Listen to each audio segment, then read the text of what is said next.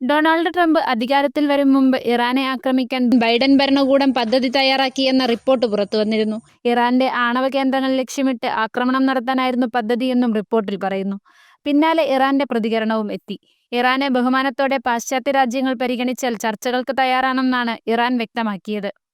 സമാധാനപരമായ ആണവോർജ്ജ നയം പിന്തുടരുമെന്നും ഇറാൻ വിദേശകാര്യമന്ത്രി അറിയിച്ചതായി അന്താരാഷ്ട്ര മാധ്യമങ്ങൾ റിപ്പോർട്ട് ചെയ്തു. ആദ്യ ഊഴത്തിൽ പരമാവധി സമ്മർദ്ദ തന്ത്രമാണ് പ്രസിഡന്റ് ഡൊണാൾഡ് ട്രംപ് ഉപയോഗിച്ചിരുന്നത്.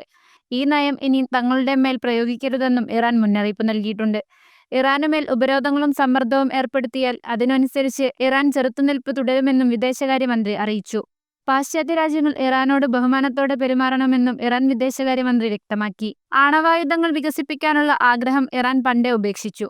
ആണവ പ്രവർത്തനങ്ങൾ സിവിലിയൻ ആവശ്യങ്ങൾക്ക് മാത്രമേ ഉപയോഗിക്കാവൂ എന്നും ഇറാൻ പാശ്ചാത്യ രാജ്യങ്ങൾക്ക് ഉറപ്പു നൽകിയിട്ടുണ്ട്. 2015 ഇറാൻ അമേരിക്ക ഉൾപ്പെടെയുള്ള പ്രധാന ലോകശക്തികളുമായി ഒരു ആണവ കരാറിലെത്തിയിരുന്നു. ഇതാണ് joint comprehensive plan of action.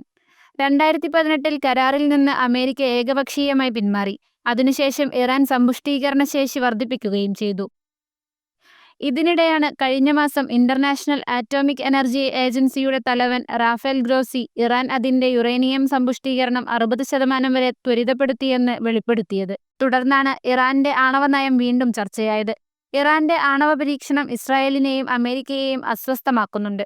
Iran ആണവായുധം സ്വന്തമാക്കിയാൽ അത് തങ്ങൾക്ക് വലിയ ഭീഷണിയാകുമെന്ന് ഈ രാജ്യങ്ങൾക്ക് നന്നായി അറിയാം. അത് തടയുകയാണ് ഇവരുടെ ലക്ഷ്യം. അതിനായി ഉപരോധമുൾപ്പെടെ ഏർപ്പെടുത്തി ഇറാന്റെ പല്ലും നഖവും നശിപ്പിക്കുക എന്ന തന്ത്രമാണ് വർഷങ്ങളായി അമേരിക്കയും സഖ്യരാജ്യങ്ങളും സ്വീകരിച്ചു വരുന്നത്. ഇറാന്റെ ആണവ കേന്ദ്രങ്ങൾ ഇസ്രായേൽ ആക്രമിക്കുമെന്ന റിപ്പോർട്ടുകൾ പലതവണ പുറത്തുവന്നിരുന്നു. അതിനിടയിലാണ് ഡൊണാൾഡ് ട്രംപ് അധികാരമേൽക്കും മുൻപ് ഇറാനെ ആക്രമിക്കാൻ ബൈഡൻ ഭരണകൂടം ആലോചിച്ചിരുന്നതായാണ് റിപ്പോർട്ട് പുറത്തുവരുന്നത്. US മാധ്യമമായ ആക്സിയോസ് ആണ് ഇക്കാര്യം റിപ്പോർട്ട് ചെയ്യുന്നത്. ആണവായുധ പരീക്ഷണവുമായി ഇറാൻ മുന്നോട്ടു പോകുകയാണെങ്കിൽ അവരുടെ ആണവ കേന്ദ്രങ്ങൾ ആക്രമിക്കുക ഇതായിരുന്നു ബൈഡൻ ഭരണകൂടത്തിന്റെ പദ്ധതി. US ദേശീയ സുരക്ഷാ ഉപദേഷ്ടാവ് ജെയ്ക്ക് സുള്ളിവാനാണ് ഇതുമായി ബന്ധപ്പെട്ട പദ്ധതികൾ പ്രസിഡന്റ് ജോ ബൈഡനു മുന്നിൽ അവതരിപ്പിച്ചത്. ഒരു മാസം മുൻപാണ് ബൈഡനും സുള്ളിവാനും തമ്മിൽ ആക്രമണ പദ്ധതികൾ ചർച്ച ചെയ്തത്. ഇതേക്കുറിച്ച് അന്തിമ തീരുമാനത്തിലെത്തിയിട്ടില്ലെന്നാണ് റിപ്പോർട്ടിൽ പറയുന്നത്.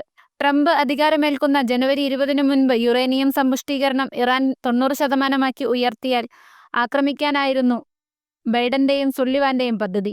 ഇറാന്റെ വ്യോമ പ്രതിരോധ സംവിധാനവും മിസൈൽ സംവിധാനങ്ങളും കൂടി ദുർബലമായാൽ ഇറാനെ കീഴ്പ്പെടുത്താൻ പ്രയാസമുണ്ടാവില്ലെന്നാണ് ബൈഡന്റെ ഉപദേഷ്ടാക്കൾ കരുതുന്നത്. ഇതിലൂടെ ഇറാൻ ഉയർത്തുന്ന ഭീഷണി കുറയ്ക്കാനാവുമെന്നും ഇവർ കരുതുന്നു. അതേസമയം റിപ്പോർട്ടിനോട് വൈറ്റ് ഹൗസ് പ്രതികരിച്ചിട്ടില്ല.